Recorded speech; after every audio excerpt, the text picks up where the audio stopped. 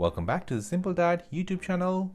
In this video, I want to show you how to get notified if you left your AirPods or AirPod Pro behind at a location. This is really useful in situations where if you dropped your AirPods or you took it out of your pocket and forgot to put it back in, the iPhone will remind you of your AirPods. So to enable the setting, go on your iPhone and open up the Find My app. Now tap on Device tab at the bottom. In this list, you'll see a list of devices you have on your iCloud account. Tap on your AirPods. Then on this screen, swipe up so you can see more options down below.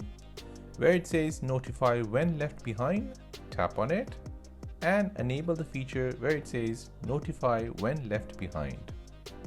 On this page, you can add exceptions so it does not remind you, for example, your home or your office. Once completed, go ahead and tap on Done.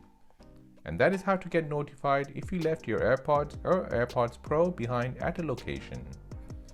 Before you go, don't forget to like this video and subscribe if you think you got some value out of it. As always, thanks for watching and see you in the next one.